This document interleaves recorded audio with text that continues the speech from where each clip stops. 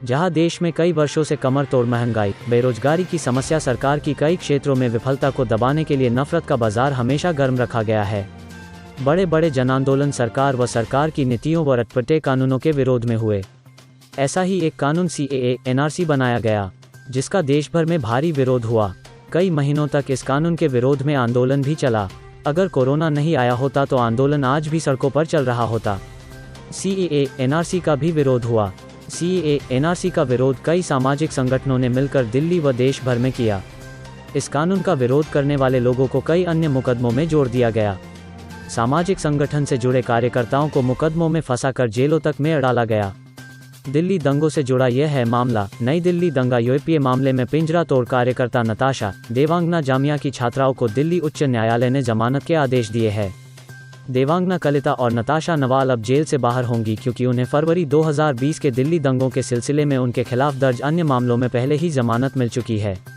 नई दिल्ली उच्च न्यायालय ने मंगलवार को पिंजरा तोड़ कार्यकर्ताओं देवांगना कलिता और नताशा नवाल और जामिया मिल्लिया इस्लामिया के छात्र आसिफ इकबाल तन्हा को जमानत दे दी, जिन्हें उत्तर पूर्वी दिल्ली दंगों के सिलसिले में कड़े आतंकवाद विरोधी कानून UAPA के तहत गिरफ्तार किया गया था, जो फरवरी 2020 में हुआ था।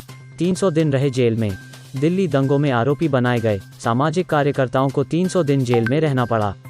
पुलिस नहीं कर पाई कोई साक्ष्य पेश। दिल्ली दंगों में आरोपी बनाए गए सामाजिक कार्यकर्ताओं के खिलाफ आतंकवाद, राष्ट्रद्रोह, दंगा भड़काने संबंधित कोई भी पुख्ता साक्ष्य दिल्ली पुलिस दिल्ली उच्च न्यायालय में प्रस्तुत नहीं कर पाई।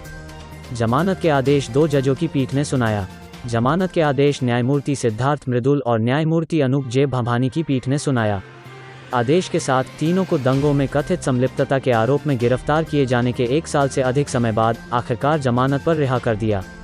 कलिता के खिलाफ 4 मामले दर्ज हैं, जबकि नवाल के खिलाफ 3 प्राथमिकी दर्ज हैं। अन्य मामलों में उन्हें पहले ही जमानत मिल चुकी है। पुलिस ने बताया था दिल्ली दंगों का आरोपी।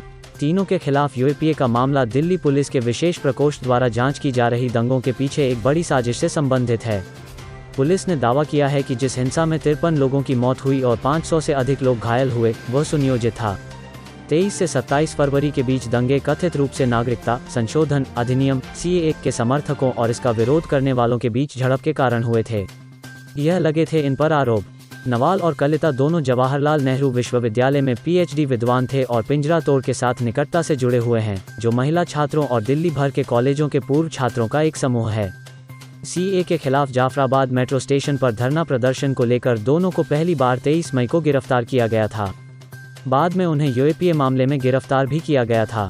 HC से पहले दिल्ली पुलिस ने इस आधार पर उनकी याचिका का विरोध किया था कि वे दंगों के दौरान किए जा रहे कृत्यों से अच्छी तरह वाकिफ थे और इससे विनाशकारी परिणाम होंगे। कलिता और नवाल, उन्होंने आरोप लगाया, व्हाट्सएप ग्रुप का हिस्सा थे और हर साजिशकर्ता के कृत्यों से अवगत थे, इसलिए वे हिंसा के लिए समान रूप से उत्तरदायी थे, पुलिस ने प्रस्तुत किया था। पिंजरा तोड़ के सदस्य के रूप में दोनों पर उत्तर पूर्व क्षेत्र में महिलाओं को जुटाने का आरोप लगाया गया था और एक साजिश के तहत सीलमपुर में विरोध स्थल बनाया था। तन्हा की भूमिका पर पुलिस ने कहा कि संरक्षित गवाहों के बयानों ने दंगों से उसके संबंध स्थापित किए और वो घटनाओं के पीछे पूर्व नियोजित साजिश का हिस्सा था। निर्दोष है सामाजिक कार्यकर्ता। हमारे संवाददाता को कॉमरेड राजेश सिंघवी ने बताया कि नताशा, देवांगना और आसिफ निर्दोष है। लोकतंत्र में अपनी बात रखना, धरना प्रदर्शन में हिस्सा लेना राष्ट्रद्रोह की श्रेणी में नहीं आता है। ऐसा लगता है देश में लोकशाही नहीं राजशाही है। जवाहरलाल नेहरू विश्वविद्यालय की 2 छात्राएं नताशा देवांगना और जामिया मिलिया कॉलेज के छात्र आसिफ को कल दिल्ली हाईकोर्ट ने जमानत पर रिहा किया। जैसा कि पूरा देश इस बात को जानता है कि 1 साल पहले दिल्ली पुलिस ने उनको UAPA और राष्ट्रद्रोह के आरोप में उनको गिरफ्तार किया था। दिल्ली में जो सांप्रदायिक दंगे हुए उन मुद्दों को लेकर, और जबकि पूरा देश ये जानता है कि ये जो 2 लड़के और जो आसिफ है वो सोशल एक्टिविस्ट है और पिंजरा तोड़ करके एक NGO में अपना काम करते उस नाम से करते हैं।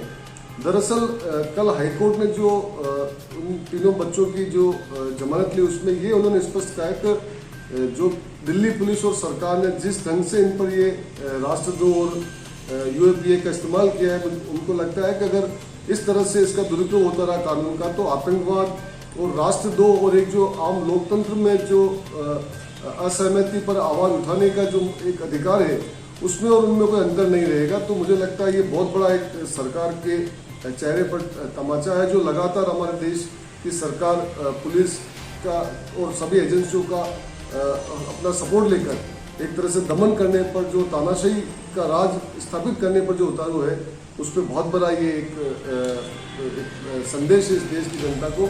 और मैं उम्मीद करता हूँ कि ये जो देश जिस हालात में आज है, ऐसे और भी जो एक्टिविस्ट है जो जेल जाने से नहीं डरेंगे, जो आम जनता की आवाज़ को, जो लोकतंत्र की आवाज़ है, जो समानता की आवाज़ है, जो भाईचारे की आवाज़ है, उसको और भी मजबूत करेंगे। न्यूज़ 19 इंडिया की यह खबर आपको कैसी लगी?